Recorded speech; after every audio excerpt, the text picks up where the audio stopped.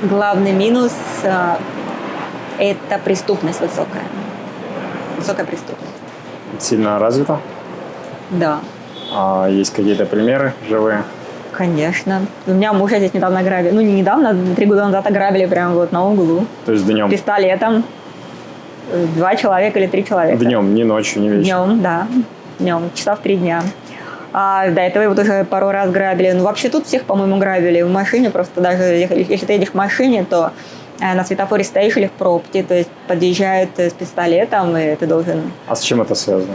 С чем связано? Как с чем связано? С очень низким уровнем, прожиточным уровнем, то что люди находятся за чертой бедности. Государство не заботится о своих гражданах, тут нет никаких социальных льгот, выплат. Можно не учиться, то есть дети не учатся в школе, они работают с малых лет, а государство абсолютно не отслеживает это. То есть очень мало школ государственных. Если они есть, вообще-то не просто попасть, для этого нужен бонус получить, да, в школу. А потом, ну, скажем, транспорт общественный есть, но он очень плохо развита сеть.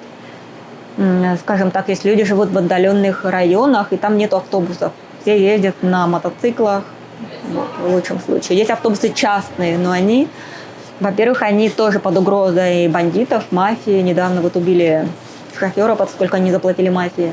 Всем привет, это Гватемала, и мы встретились с Ольгой. Сегодня она расскажет, чем она здесь занимается. Поехали.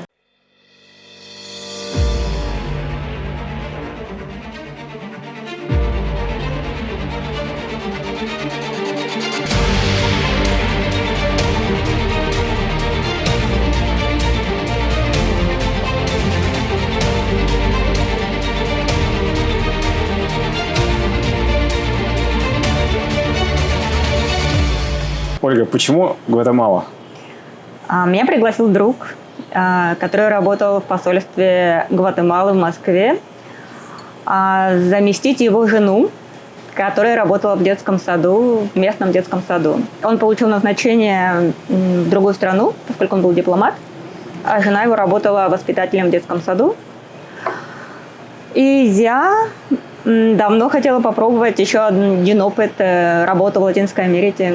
И мне очень понравилось предложение, поскольку мне нравилось работать с детьми. У меня был опыт волонтерства в Москве. И я подумала, почему бы нет, поскольку я была уже в Гватемале ранее, 2 года до этого. А какие это года были? Это был 2009 год. 2010 год, да, я была в 2010 году в отпуске. Я была только в Антигуа. Это замечательный город под охраной ЮНЕСКО. Там очень много школ испанского языка. Туда, в общем-то, приезжают со всего мира. И там давно мне еще порекомендовали одну школу Сан-Хосе-Эль-Вьехо. Она находится рядом с колониальной церковью в очень живописном месте. И там занятия дают только 1 на 1. То есть не как обычно в классе, а только 1 на 1 практикуют. По цене это дешевле, чем в Испании. То есть ты так учила испанский? Я испанский начала учить в Венесуэле на работе. Я работала в Венесуэле по контракту. То есть ты с Латинской Америкой знакома давно? Да, у меня специальность геодезист, космическая геодезия специальность. И я работала в Венесуэле по контракту. Там я познакомилась с разными людьми, поскольку компания интернациональная была. И мне один друг рассказал про Гватемалу, какая это красивая страна, какой здесь красивый океан. В чем я потом разубедилась, это было совсем некрасивый океан. Кроме черного песка, привлекательного ничего не было. В Венесуэле океан был лучше? В Венесуэле, да, конечно. Там Карибское море, пляж, там отличные пляжи, там очень красиво. Вот, и я решила тогда еще приехать и посмотреть. Мне было очень интересно. Антигуа меня очень заинтересовал этот город. На самом деле, да, он очень красивый, необычный, чувствуешь себя как в Средневековье. Я там пробыла 3 недели, познакомилась потом уже на выезде с матушкой Инес, которая основала здесь православный женский монастырь. В Гватемала-Сити? Да, раньше это было Гватемала-Сити, потом она переехала на озеро Аматитлан. Вот. И благодаря этому знакомству с ней я познакомилась с Карлосом, который был советником у консула в Москве. Вот. Поскольку мать Инесс потом приезжала несколько раз в Россию, мы встречались несколько раз, и у нас завязалось знакомство и дружба. Она знает русский? Она не знает русский, но поскольку она православный человек, она очень полюбила Россию, и она, в общем-то, каждый год почти бывала в России. Она ездила по монастырям, и были у нее другие еще дела там. Вот. Потом со временем мы переписывались какое-то время с Карлосом, и когда ему дали другое назначение, он пригласил меня, не хочу ли я попробовать какую-то другую работу. И на тот момент я была в поисках, то есть мне уже надоела моя специальность, и хотелось чего-то другого. Вот, но не знала, чего именно. И я подумала, почему бы не попробовать поработать с детьми. У меня был контракт, меня сделали на 2 года. Таким образом, я приехала в Гватемалу. Это очень интересный колледж для детей от 0 возраста до 5 лет. Там были иностранные дети? Нет, там были местные дети в основном, но это были дети-родители, которые хотели развивать своих детей всесторонне. Там дети занимались сразу на 5 языках. То есть час русского языка, час инду, час мандарин, час немецкий язык и час испанский язык, английский. На сегодняшний день это есть, школа существует? Нет, не существует. Ее закрыли после пандемии. Не выдержала школа. Она была очень маленькая. Я там проработала 3 года. Сначала было 2 года по контракту, и потом год мне еще продлили. А за это время я познакомилась с моим мужем. Вот, познакомились мы на первой зоне, на ярмарке веганов. Мне было очень интересно пойти на эту ярмарку, поскольку здесь очень много людей едят мясо. Я на тот момент была веганом, и я хотела познакомиться с людьми, которые веганами, то есть в той же самой тусовке, что и я. Расскажи, пожалуйста, про веганов, потому что некоторые по-разному трактуют, что есть веганы, веганов, те, что которые, нет. Да, они едят мясо, молочные продукты и яйца. То есть продукты животного происхождения. Вот. На самом деле в Гватемале это движение зародилось совсем недавно, поскольку информация сюда доходит очень поздно, да. Но под влиянием Америки, как здесь Америка всегда оказывает какое-то влияние во всех сферах, здесь начало зарождаться это веганство, и значит, люди стали собираться в какие-то, организовывать мероприятия. И так я познакомилась со своим мужем, он тоже пришел на эту ярмарку, также чисто из любопытства, но он на тот момент еще не был веганом, но и интересовался. Так мы познакомились, и, в общем-то, со следующего же дня мы, в общем, стали неразлучными. Вопрос. А что ты ощущаешь, когда ты веган? Разницу своего организма? Какая она? Намного больше энергии. На всех по-разному. Дело в том, что не каждый человек может быть веганом. Есть люди, которые по типу крови, по аюрведе, если брать аюрведу, если верить ей, то есть люди, которые не могут здесь быть только на растительной пище. Они черпают энергию из мясной пищи. Мне, например, плохо наоборот. Я, когда поем мясо, я чувствую себя более сонливой. Вот. Мне не очень нравится мясо. Я могу его есть, время от времени. То есть у меня нет необходимости постоянно его видеть на своем столе. Да, мне нравятся молочные продукты. Но к тому времени, когда я жила в Москве, там очень было развито это движение очень сильно. Я плюс еще была сыроедом, то есть, которая ела только веганскую и не приготовленную на пару пищу. И в Москве движение было довольно сильное, поэтому очень много информации я читала, и знания у меня были. Здесь, в Гватемале, об этом вообще никто ничего не знает. То есть, здесь, правда, один ресторан, кстати, недалеко здесь, Круди веганский. Вот, Круди это на испанском, сыроедческий. Вот. Ты сама из Москвы? Нет, я не из Москвы, но последние 10 лет я жила в Москве и работала в Москве. А откуда ты? Из Казахстана. Казахстан. Из Казахстана, да. Мы переехали в 95 году вот по всем этим делам, которые национальный вопрос, который возник во всех странах Средней Азии, который сейчас проходит на Украине. То есть мне это очень известно. По поводу пищи. То есть по факту ты мясо заменяла другими продуктами, чтобы организм употреблял те же витамины, правильно? Ну, в общем, да. То есть для этого надо было изучать немного нутрициологию. Да, конечно. Ну, как бы сказать, мне вообще не очень было необходимо. То есть, да, я заменяла соевым белком, орехи. Но я больше верила в силу зеленой энергии, то есть энергия из, как называется, из фитоницидов. Вот, когда, я сейчас забыла, мне иногда бывает провалы в памяти, как называется, когда зеленые вещества, хлорофилл, он потребляет солнечную энергию. И эта солнечная энергия, то есть он находится в листьях, поэтому они зеленые. Все зеленые листья, они дают очень много энергии человеку.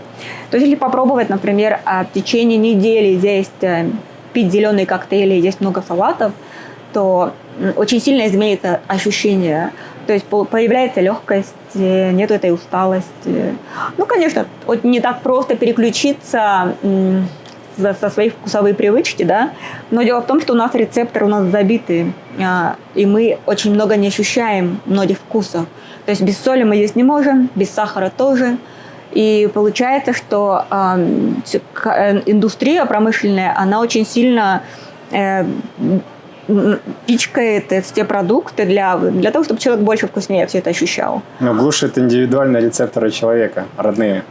Да, то есть надо их очистить, чтобы почувствовать просто вкус яблока, например. Да? То есть, например, я занималась голоданием, и, например, после 3-дневного голодания или недельного, да, то есть пища по-другому совсем была, вкус был совсем другой. То есть то же самое яблоко, вот, какие-то простые вещи, они были очень вкусными. Ищете новые впечатления и готовы отправиться в захватывающее путешествие по странам Латинской Америки?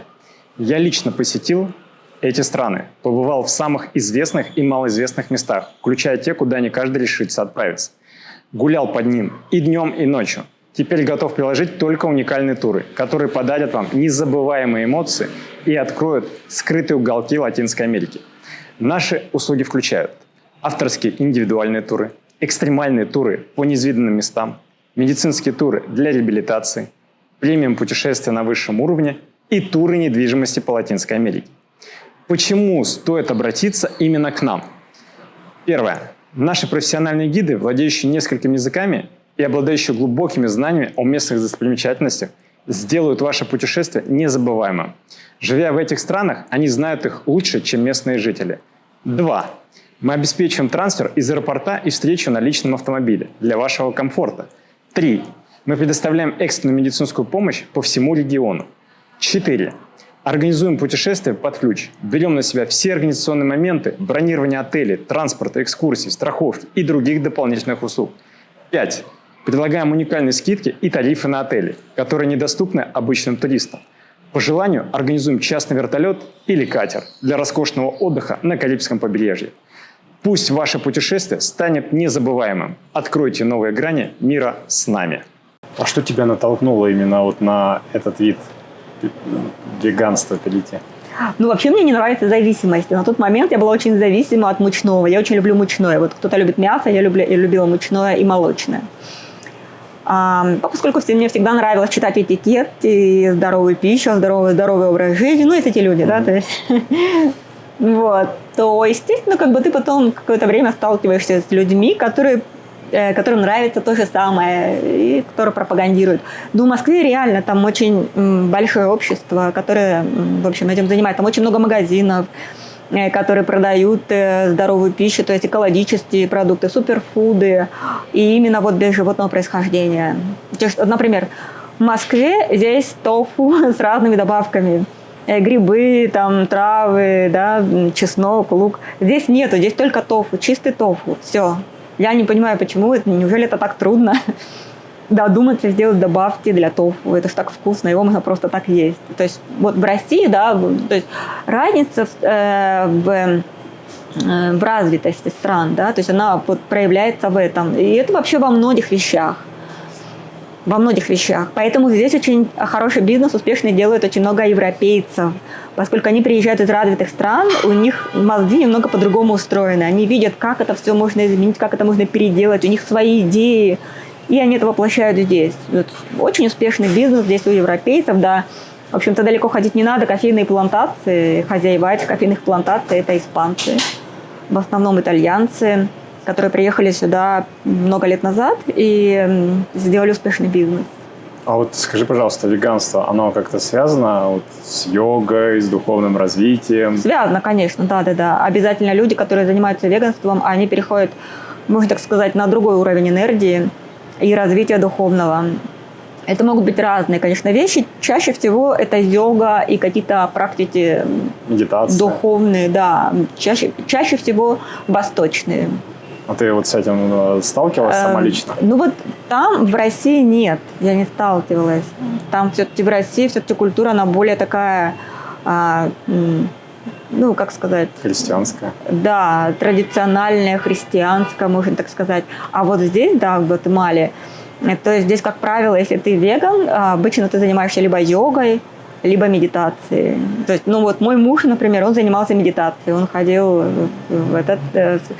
И даже здесь, например, у нас есть клиенты, которые занимаются, которые являются лидерами центров вот этих восточных верований. Ну, ты сама увидела внешние изменения своего же мужа, когда он вот делал медитации? У него была необходимость, да, конечно. Но он к этому пришел совсем по другой необходимости. Семейные у него были проблемы. Вот. И он, скажем так, медитация для него была спасением. То есть он католик, но, тем не менее, здесь в католичестве, если у нас русский человек православия может найти духовную поддержку, там очень много людей духовных, то есть здесь нету. Все-таки католицизм, он, ну, скажем так, умирает постепенно. Может быть, в других странах, да, скажем, в Европе, да, но здесь очень мало проповедников. Значит, таких, к которым вот люди бы тянулись. Мало. Поэтому люди переходят и в другие религии. Это нормально, потому что каждому человеку нужен проводник духовный. И, в общем-то, иногда это бывает неважно, в какой-то религии, да, скажем так, ну, для некоторых людей, поскольку нужна духовная поддержка, обрести смысл в жизни. Если религия, в которой ты находишься, тебе этого не дает, то люди ищут другой источник. Ты нашла свой смысл в жизни? Нет, я православный человек. Я придерживаюсь. У меня нет необходимости черпать какие-то духовные... То есть у меня есть определенные духовные ценности, которых я придерживаюсь, и для меня ничего не изменилось, в общем-то, ни с сыроедением, ни с веганством, ничего. То есть для меня это было больше именно для здоровья, для организма. И я почувствовала, что да, есть переход на другой уровень. Другой уровень, скажем, я бы не сказала духовности, нет, поскольку все-таки еда, она не всегда определяет духовность. Но поскольку у тебя тело освобождается от работы, скажем так, переваривания пищи дополнительного, да, и у тебя больше освобождается энергии, ты можешь меньше спать, больше работать, ум становится яснее, мысли четче. Вот, это все я ощутила. И еще, будучи в России, поскольку я там была больше на сыроедении, и да, тут начинаются такие немного непонятки с родными, с близкими, поскольку ты переходишь немного на тот уровень, когда ты на сыроедении, когда мозг работает намного быстрее. Иногда трудно бывает общаться с людьми, поскольку ты чувствуешь, как в замедленной съемке другого человека. А вот ты думаешь на несколько шагов быстрее. А у тебя были какие-то открытия? Может, подсознание какое-то вышло? Да, у меня не то чтобы открытие, просто я когда, например, до приезда в Гватемалу, я чувствовала, я как раз когда бегала, у меня на сыроедении у меня открылась потребность в утреннем беге. И я ходила в парк, у нас был большой лесопарк рядом с домом, и я ходила по утрам туда бегать. И я вот когда бегала, я чувствовала какие-то, не знаю, не связь с космосом, ну, конечно, просто это было какие-то озарения, скажем так, инсайты. Вот у меня был такой инсайт, что здесь мне делать нечего, что я должна куда-то двигаться и куда-то идти. В Гватемале делать нечего? Нет, в России. В России. Да. И я не понимала, откуда это могло прийти. То есть я чувствовала, что мне надо куда-то уехать. То есть мне надо закончить свою работу. Я там уже потеряла... То есть я уже ничего не находила интересного в моей работе. Я поняла, что двигаться некуда. То есть я нахожусь в таком каком-то коллапсе, и мне хочется чего-то другого. Другого чего-то узнать, нового, посмотреть на мир, то есть уехать в другую страну. Вот это я остро почувствовала, что я сейчас нахожусь не на своем месте. А сейчас здесь ты на своем месте? Сейчас я не могу этого сказать. Сейчас немного все изменилось. Во-первых, как бы тогда я была там, я была одна. Да, то есть когда ты один, тебя ничего не держит. Ты предоставлен сам себе. Здесь у меня есть семья. То есть ты зависишь в какой-то степени от своей второй половины. Это раз. Во-вторых, у которой совсем другой энергетический обмен, который мыслит по-другому, у него свое мироощущение. А во-вторых, у тебя, когда еще появляется ребенок, то это совсем непросто почувствовать что-либо. Тут чувствую в первую очередь долг. Долг перед ребенком и взаимосвязь с мужем. Поэтому, да, мне бы хотелось уехать. Иногда я чувствую себя, я скучаю очень сильно по России. Я скучаю по многим вещам, но я не хотела бы жить в России. Не потому что я не люблю, я очень люблю Россию, очень люблю. Но я чувствую, что мне хорошо в другом месте. Ну, здесь нехорошо. Здесь хорошо? Здесь нехорошо, да. Не хватает чего-то, да, это да. Ну, я думаю, что это у всех так. Всегда чего-то не хватает. А Россию часто посещаешь? Нет, я не была 7 лет. 7 лет. Да. Вы рассматриваете возможность переезда в страны Латинской Америки и не знаете, какую из них выбрать? Наш канал создан специально для вас. Мы предлагаем актуальную информацию о переездах и жизни за границей, а также полезные советы от русскоговорящих жителей разных стран. Подписавшись на наш канал, вы всегда будете в курсе последних новостей и сможете получить ответы на все интересующие вопросы. Пожалуйста, оставляйте ваши вопросы в комментариях. Мы с радостью ответим на них и зададим их нашему следующему гостю. Ваши комментарии помогут нам улучшить наш контент, сделав его еще более полезным и интересным. Мы очень ценим вашу поддержку, будь то распространение наших видео среди друзей или донаты. Ваша помощь позволяет нам продолжать путешествовать и делиться актуальной информацией о жизни за границей. Узнать больше о том, как поддержать наш проект, вы можете по ссылкам в описании. Спасибо, что остаетесь с нами. Мы находимся сейчас в веганском кафе. Да. Лавка называется. Да. Откуда родилась идея вообще открыть это кафе? Когда мы с мужем познакомились, нас вообще очень много объединило, помимо бесед о культуре России. Кстати говоря, его мама была доктором исторических наук. Поэтому она всегда мечтала поехать в Россию. У нее очень было много книг на испанском о России, включая, не знаю, Красную площадь, центр Москвы, исторические книги. Также коллекция русских писателей на испанском языке. И мой муж очень много знал про Россию, всегда хотел ее посетить. Поэтому, и кроме того, это был очень духовный человек, с развитой духовностью, поэтому, естественно, на фоне духовности мы тоже сблизились. Культура. Мы очень много, не знаю, разговаривали о живописи, поскольку мама занималась историей, искусства, увлекалась. А муж говорит на русском? Нет, не говорит на русском. Вот. Поскольку это очень сильно нас объединило. И еда. Вот. То есть первые начали знакомство, посещение разных ресторанов, где была веганская еда. Их было очень мало, но они были. И я, в общем-то, неплохо готовила всегда, но когда я была сыроедом, я более научилась много готовить разных блюд. И я ему готовила, да, как любовь. С любовью. Происходит через желудок. Любовь к мужчине идет через желудок, да. То есть я для него готовила некоторые, хотела ему показать, какие есть русские блюда, веганские, да. Скажем так, гречка с грибами или салат-винегрет. Вот. Поэтому он мне предложил, говорит, у меня есть такая идея, почему бы нам не открыть свой ресторан. Здесь нету ресторанов веганских на тот момент. Вот, и давай откроем. Ну да, было бы неплохо, поскольку я очень любила приносить в садик, где я работала, тоже какие-то свои блюда, я очень любила угощать людей, и мне там тоже говорили, что надо открыть ресторан.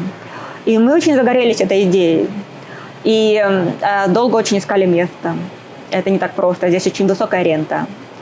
Вот, и вот, к счастью, мы нашли недалеко от его дома, где жили его родители, вот это место. И оно нам очень понравилось. То есть оно было маленькое, чтобы начать. И очень уютно. То есть был небольшой садик есть, то, что людям очень нравится. И в спокойном месте. Здесь жилой район, то есть пешком можно ходить. Вот. Нам очень понравилось, мы решили, но, к сожалению, оказалось, что не так просто, да, поскольку мы оба абсолютно никогда не занимались этим бизнесом. Рестораторство называется, да. Вот. А бумаги оформить было нетрудно, да. А трудно было другое, то есть понять, как администрирование, как проводить, да, то есть как маркетинг. То есть очень много вопросов, которые зависят не только от того, насколько вкусные блюда, но и как привлечь клиентов.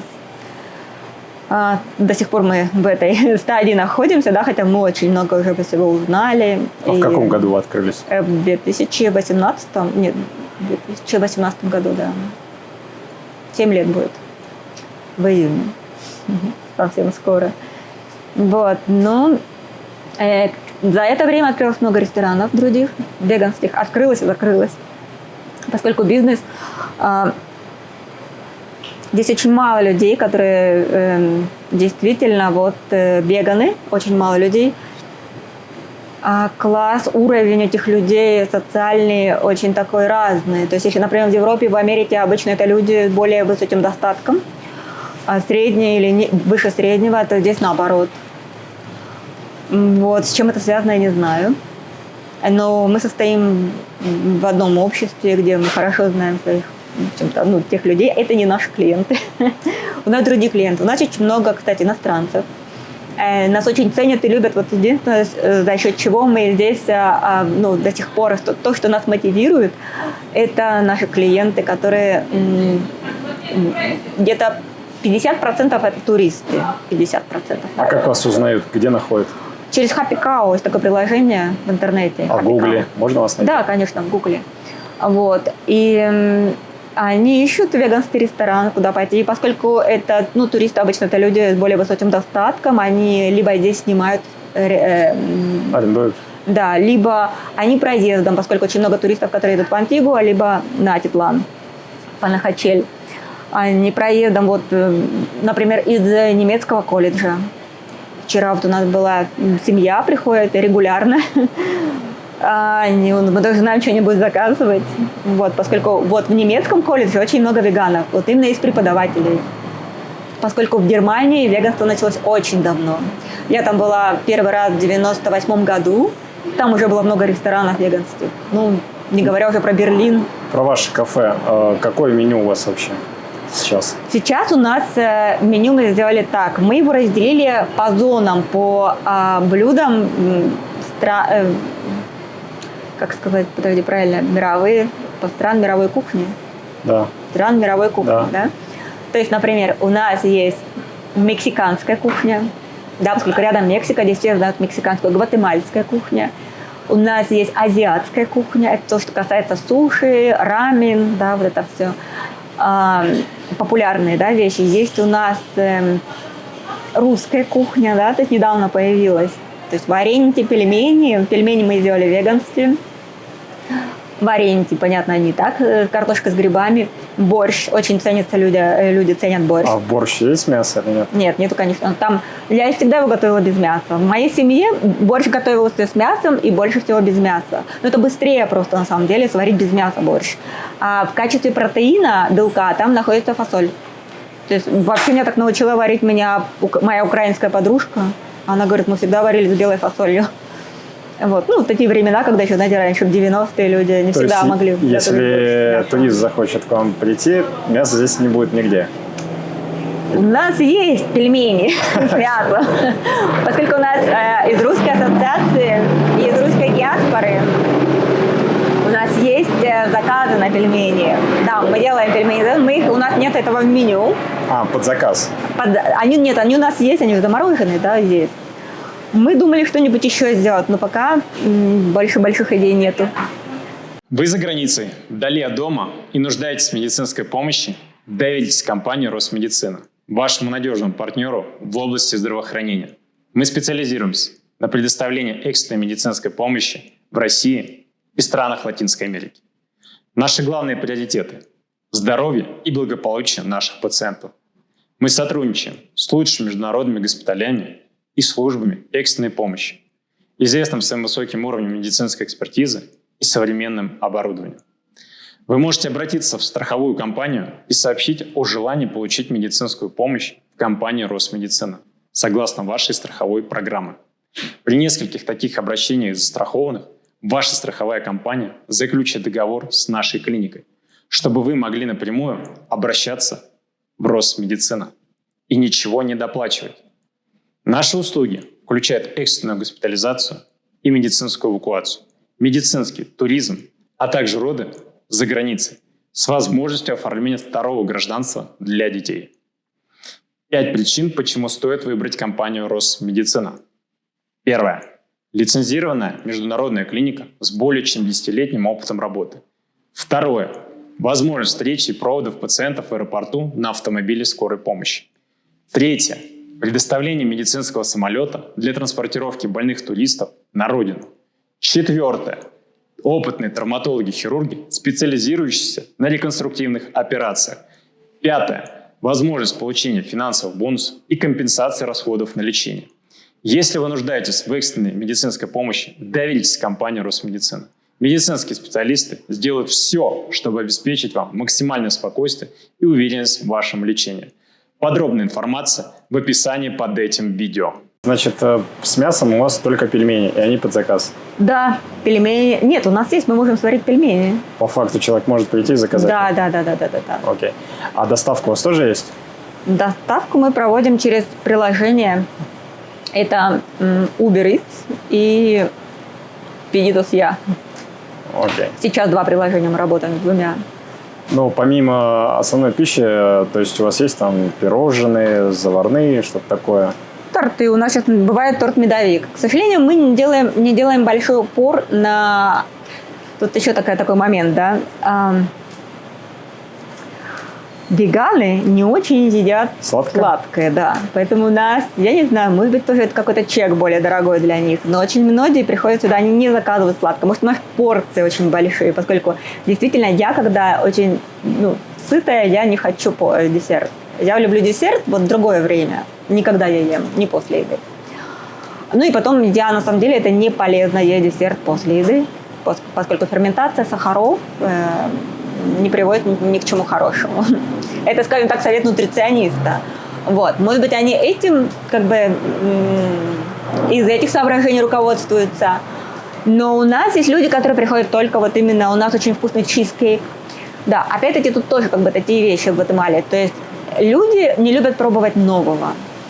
То есть больше акцент на том, что очень известно. Например, мексиканская еда, да, идет отлично. Гватемальская, веганская, то есть ты делаешь какие-то интерпретации веганского на веган, идет отлично. Поскольку они знают уже, да, то есть, вот это блюдо мы знаем, скажем так, а мы вот его хотим попробовать, вот я веган, и я хочу его попробовать в версии веган. Скажем так, пельмени, просто да, паста здесь популярна, скажем так, поскольку итальянские рестораны популярны, но и равиоли, в принципе, все любят. Поэтому пельмени в аренде у нас идут. Сама паста у нас хорошо идет.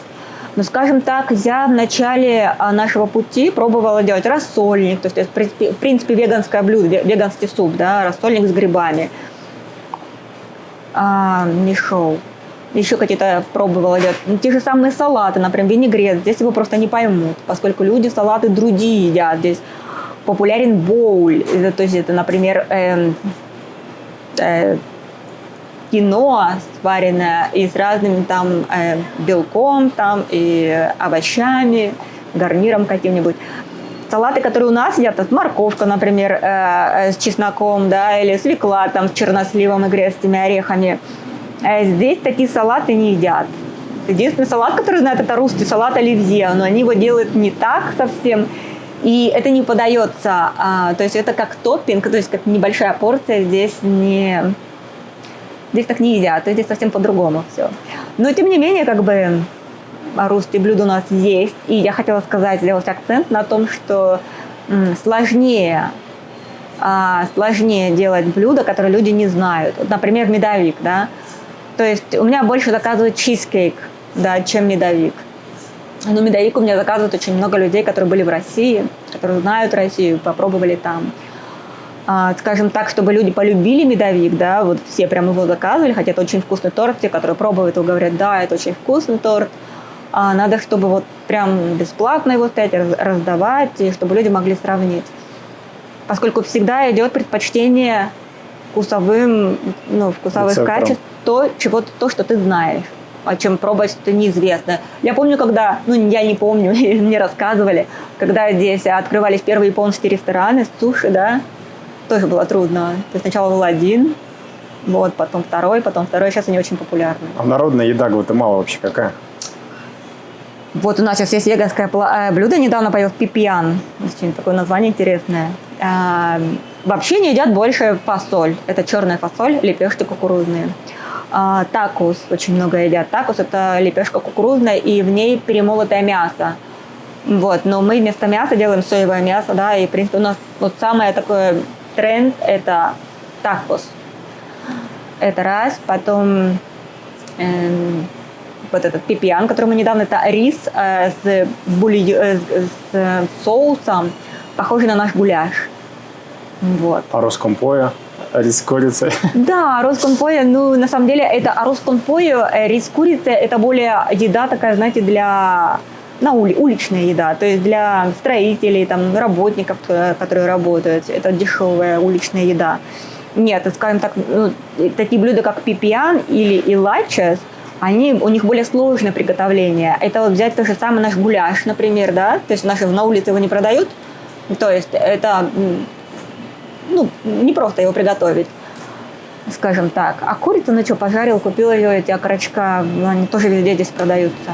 Это можно даже зайти в магазин, там в коммерческий, в Пайс или в Латорры, которые вот самые большие магазины, и там есть буфет. И, то есть витрина, которая продает уже готовые салатики, курочка. Вот, да, курочка там всегда есть. По поводу кафе. Есть вообще какие-либо проверки, налоговая, санэпидемстанция? Нет, вообще этого нету. Нету. Никаких проверок нету. А тяжело вообще зарегистрировать компанию, открыть? Нет, не тяжело. Санэпидемстанция, скажем, в России в десятки раз тяжелее. Здесь и там проверки, я знаю, просто у меня знакомый работал вот именно в проверочной вот этой организации. Там облавы устраивают очень часто, здесь этого нет. Это, конечно, плохо, потому что на самом деле санитария здесь не очень так себе, да? Да, если вот клиент отравится, что тогда?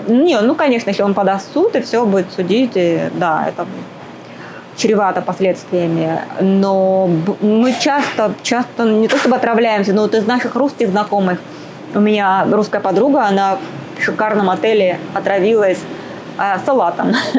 Его, видимо, не помыли, где еще тропики, очень много всякой разной заразы.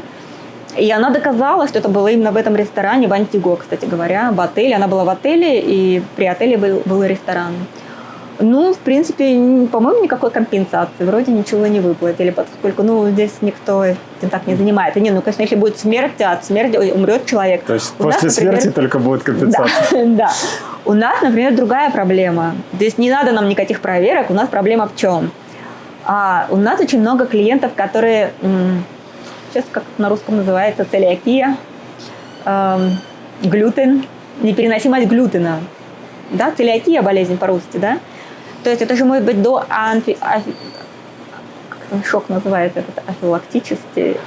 Антафилактический шок, да? Да, вот. А этот человек может умереть просто, если там у него будет глютен, а он заказал блюдо без глютена. Это раз.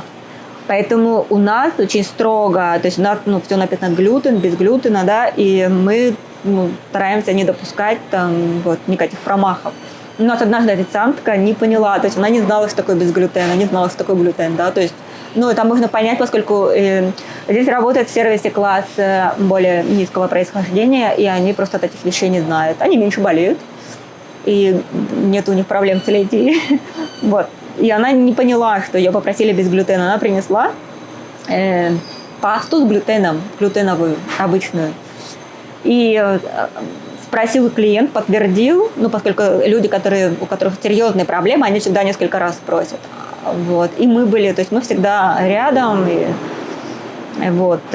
помочь, поддержать, да, то есть в этом плане мы быстро заменили. У нас есть, например, печенье безглютеновое, есть печенье нормальное, Если меня просят десерт, там чизкейк у нас без глютена. Всегда у нас есть одна или две опции без глютена. И в меню тоже есть опции без глютена. То есть это для нас более важно, чем какая-то там проверка по санэпидемстанции. Хотя это тоже нам проще, поскольку мы маленькие. Если когда ресторан больше, там труднее уследить. Там больше персонал, больше проблем.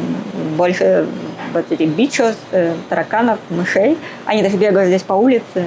Вот есть некоторые рестораны, где ты будешь проходить мимо, и там есть по дорожке бегут мыши. Местная мышь. Да, нет, это как бы этого трудно избежать, поэтому всегда делают фумигацию, травы всегда, да, везде. То есть, в принципе, я не знаю, как в больших ресторанах, но мы маленькие, поэтому нам проще. И тоже молочные продукты. То есть есть люди аллергики на молочные. К нам приходит очень много аллергиков, которые не веганы, но они аллергики. Молочные, яйца и глютен – это аллергены. У нас этих клиентов очень много. Отталкиваясь от санэпидемстанции, ты с медициной здесь сталкивалась? Нет. Нет? Никогда. То есть проблем с медициной не было? Нет. Мы получили, конечно, мы получили сертификат, то есть это заранее все проверяется перед тем, как открыть, но никогда к нам не приходили. Не, я с точки зрения вообще обращения в поликлинику, клинику, вот твое лично было? У меня? Да. Не, ну конечно. И как, насколько медицина качественная? Ну, как сказать. Конечно, здесь есть хорошая аппаратура, да, не спорю.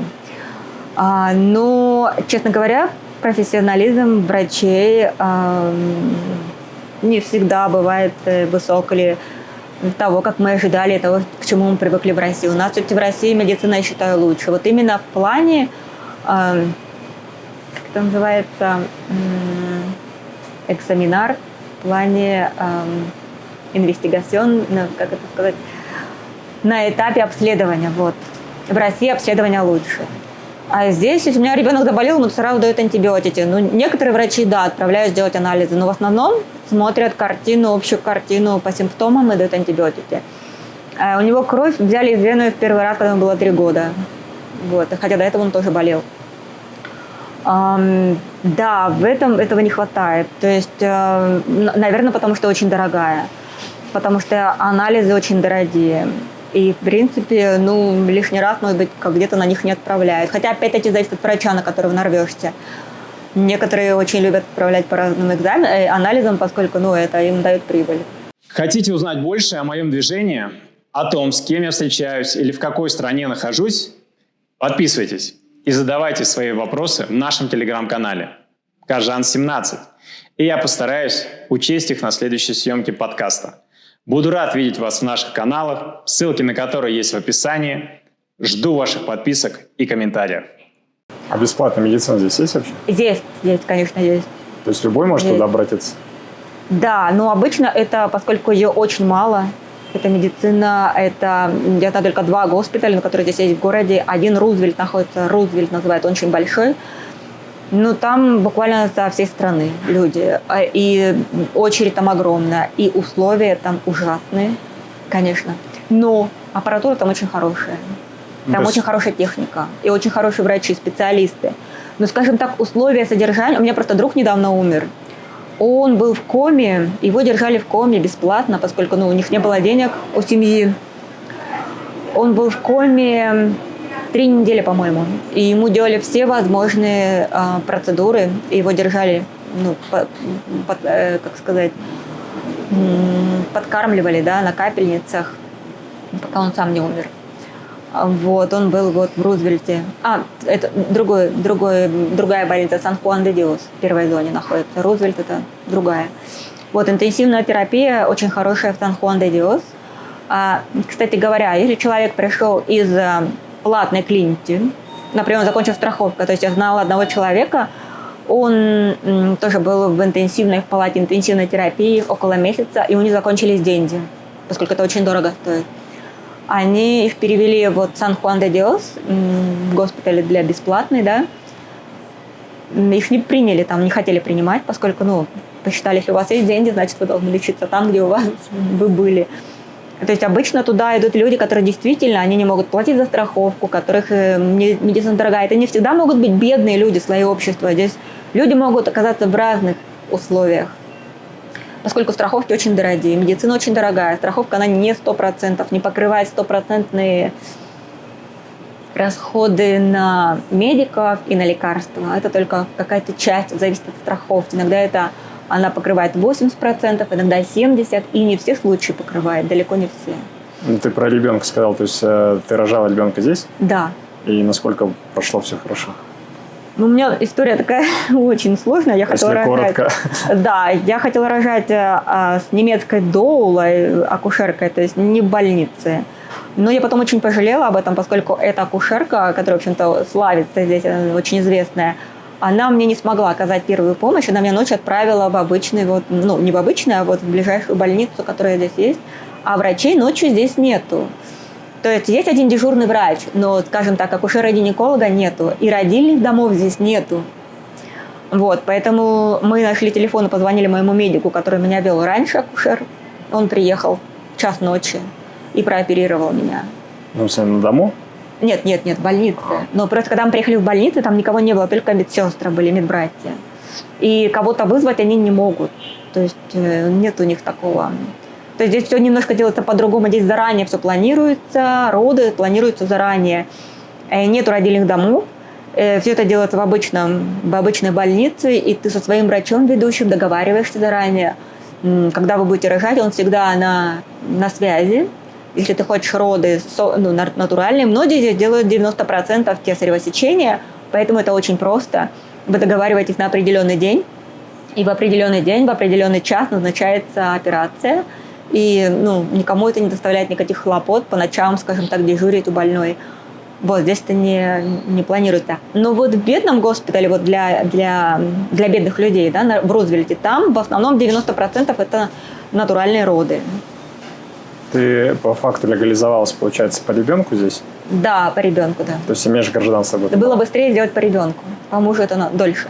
Ага. То есть сейчас гражданство Гватемалы имеешь? Не гражданство, а резиденция. А почему ты не имеешь гражданства? Это немного другое, это другой процесс гражданства. А в какой процесс? Что затягивает у тебя? Во-первых, это не быстрый процесс. Во-вторых, надо отказаться тогда от русского гражданства. То есть нужно отказаться? Да, в Гватемале надо отказаться от русского. Если ты принимаешь гватемальское гражданство, ты должен отказаться от другого гражданства, которое у тебя было до этого. Но если ты родился в Гватемале, то ты можешь иметь 2 или 3 гражданства. То есть ребенок может иметь несколько гражданств? У меня ребенок имеет 2 гражданства. Русское и гватемальское, да. Окей. Но я не могу иметь 2. Во всяком случае, иностранцы, которые сюда приезжают и легализуются и хотят, во-первых, не так просто его получить. От тебя там экзамены определенные, там очень много документов, надо сдавать конституцию. И надо еще здесь жить, да, обязательно? Да, 5 лет должно пройти после резиденции постоянной. 5 лет. Ты 5 лет обязан жить после резиденции? Да, постоянной резиденции. А постоянную ты можешь получить только либо по мужу, либо по ребенку. Окей. А кто сюда приезжает из русских? Русскоговорящих здесь много вообще? Да, много девчонок. Многие вышли замуж, приехали как-то еще раньше. Были другие туристы. Сейчас очень туризм хорошо развит. С открытием социальных сетей это стало намного проще.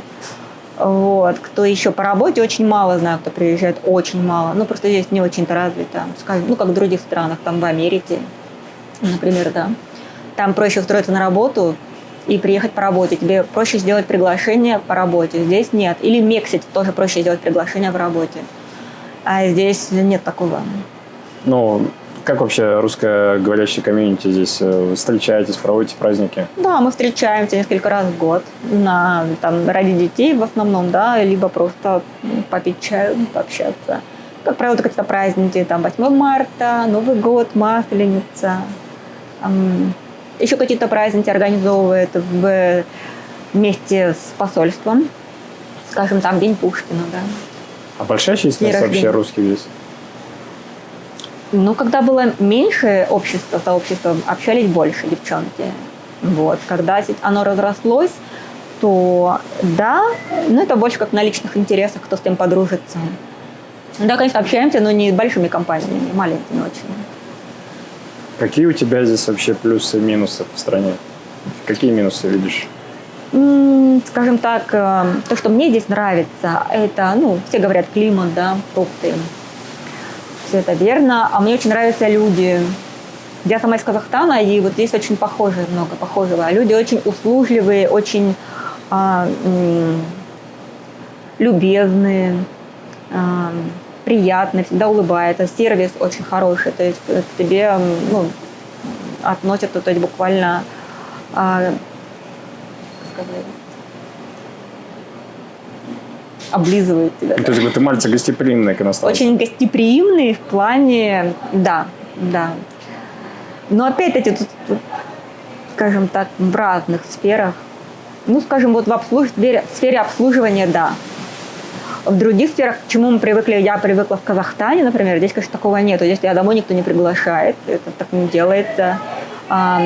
Вот, это чисто наше, даже в России даже не так сильно это развито. Вот я помню, в Москве жила, мы тоже больше встречались в ресторанах, в кафе из-за больших дистанций. Вот. Но когда мои родители из другого маленького города, в Смоленске, там как-то более это все тесно, да. Когда мы жили в Казахстане, там все-таки больше было. Ну и в советские времена это было намного проще сделать. Там не было социальных сетей, не было мобильных телефонов, и люди больше ходили в гости.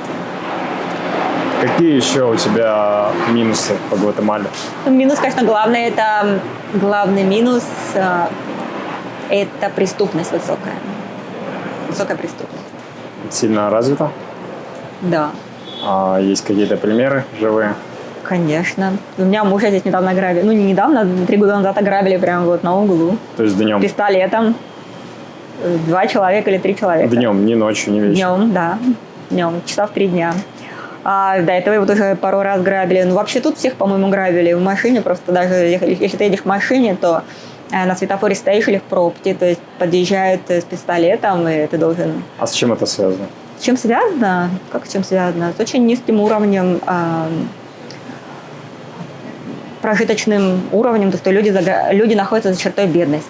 Государство не заботится о своих гражданах, тут нет никаких социальных льгот, выплат. Можно не учиться, то есть дети не учатся в школе, они работают с малых лет, а государство абсолютно не отслеживает это. То есть очень мало школ государственных. Если они есть, вообще-то не просто попасть, для этого нужен бонус получить, да, в школу. А потом, ну, скажем, транспорт общественный есть, но он очень плохо развита сеть. Скажем так, если люди живут в отдаленных районах, и там нет автобусов, все ездят на мотоциклах, в лучшем случае. Есть автобусы частные, но они, во-первых, они тоже под угрозой бандитов, мафии. Недавно вот убили шофера, поскольку они заплатили мафии. Ну, преступность, как ты считаешь, развита сильнее, чем вот в Венесуэле где-то была? Ой, такой вопрос сложный. Ну, в Венесуэле, да, тоже очень сильно развито. Там тоже люди за чертой бедности живут. Но я все-таки не попадалась так сильно, то есть я не сталкивалась прям лицом к лицу с этим, поскольку я, во-первых, жила в закрытой зоне, ну не в закрытой совсем зоне, но, скажем так, в отдаленности жила от столицы.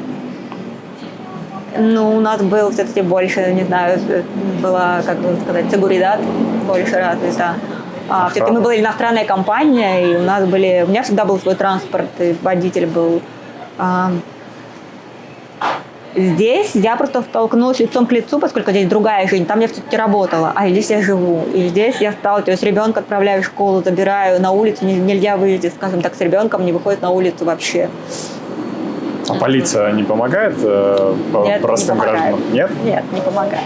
Ну, вроде она присутствует, я вижу машины, мотоциклы едут. Во-первых, полицейские зарабатывают очень мало. Им вообще невыгодно этим заниматься.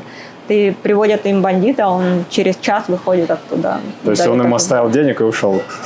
Да, что-то такое. Потом они сами не мотивированы работать, поскольку сейчас, вот последние 4 года очень сильно упала вот эта система полицейская. Вот, например, сейчас пробки были, да, из-за выборов в коллегию адвокатов, и нету вообще полицейских никаких на улице, никто не регулирует движение. В городе коллапс. Дети из школ возвращаются, не знаю, сколько вот он будет возвращаться. Вот автобус стоит просто на каратере. А полиция, наверное, коллегию адвокатов охраняет? Не знаю, что он охраняет. Да. Не знаю, что он охраняет, но А ситуация, конечно, просто ужасная. Если такие проблемы в стране, то что привлекает иностранцев сюда приезжать и жить?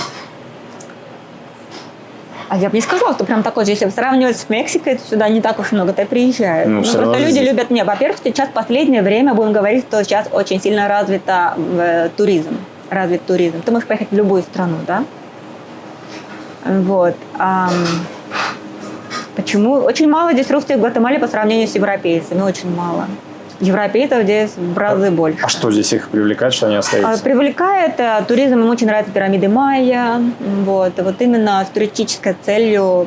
Панахачель, там говорят, что это очень духовное место. Не, я с точки зрения не Да. туризма, а именно проживания. Люди же живут здесь. Проживание. А с точки зрения, наверное, построить бизнес. Здесь очень многие приезжают и строят бизнес. Но я сейчас думаю, что не приезжают с этой целью, прям построить бизнес. Просто приезжают, поскольку, скажем, я знаю, некоторых людей из Германии приехали. В Германии сейчас очень так трудно, непросто. Как раз там очень сильно прижимает государство. Скажем так, у меня есть одна семья знакомая, они уехали во время пандемии, там очень сильно их прижимали. То есть в школе, на улицах. Ну, а здесь не прижимают с точки зрения... Так сильно не было. Здесь все в Гватемале, все лайт, все относительно. но даже те же налоги с бизнеса, какие есть налоги? Налоги не такие высокие. Если в Германии там платят 50-60%, а здесь 13%. С общей выручки 13-17%, да. То есть, конечно, много меньше. Но, опять-таки, в Германии там все бесплатно. То есть там медицина, школы бесплатные, социальное а здесь все платное. обеспечение есть, да. Да, здесь нет никакого вообще ноль социального обеспечения, ноль. То есть никаких ни детских тебе не выплачивают, ни пенсионные пенсии не выплачивают. Если только ты не проработал на государство более 40 лет в каком-то заведении государственном, тогда да, но пенсия настолько маленькая, что российская пенсия тебе покажется просто шикарной. Потому что здесь цены очень высокие. А здесь какие пенсии? 1000 тицалей, самое большее 2500 тицалей. Ну, может быть, даже прожиточный минимум, не минимум, а минимум зарплаты может быть 3000 тицалей, 3,5. По-разному, зависит от того, где человек работал. Но опять-таки прожиточный минимум здесь намного выше. Зависит от того, в какой зоне ты живешь, конечно, да, и опять-таки страховка. Здесь одна страховка только стоит 1000 тицалей, стоит страховка в месяц на одного человека, взрослого, от 1000 тицалей. Твои рекомендации после всего вышесказанного, ты рекомендуешь сюда русскоговорящим вообще приезжать жить? Посетить, да, круто, пирамиды. Я думаю, посетить, да, интересно, конечно. Вообще Латинская Америка, она просто новая, она не открыта для русских людей. То есть только в последние года люди стали приезжать из России сюда, но как бы все-таки далековато, да? Но здесь, конечно, очень много красивых мест в Латинской Америке. В Гватемале тоже, но, скажем так, рекомендовать прямо сюда приехать. Я думаю, что человек должен руководствоваться не рекомендациями другого человека, а своим внутренними какими-то ощущениями, да, то есть куда он хочет, где он хочет быть, чем он хочет заниматься. Это может быть Новая Зеландия или Австралия или Гватемала. То есть неважно, какая страна, главное, чтобы, или Россия, да, главное, чтобы тебе было хорошо на этом месте. Поскольку сейчас очень много людей, которые из России никогда никуда не уезжали и не хотят уезжать. То есть им хорошо, то есть есть люди, у которых, ну, просто они по своим разным характеру по своему, да, они оседлые. Я вот уже 3-й раз приезжаю, то есть у меня был, то есть я в Казахстане прожила 18 лет, в России я прожила 15 лет, и здесь я уже живу, 8 лет, 9. Вот, то есть я еще могу в какую-то страну переехать абсолютно спокойно. Скажем так, я не сильно привязана. Вот. Главное, чтобы был смысл. Я считаю, что главное смысл. Для чего, ради чего. Просто посмотреть мир, можно так поехать. Ты здесь счастлива? Я думаю, да. Да, я здесь счастлива. Если вы не получили ответов на свои вопросы, не расстраивайтесь. Оставляйте в комментариях и подписывайтесь на наш канал. Мы обсуждаем опросы подписчиков в новых подкастах с жителями Латинской Америки. Жду ваших комментариев, дорогие подписчики.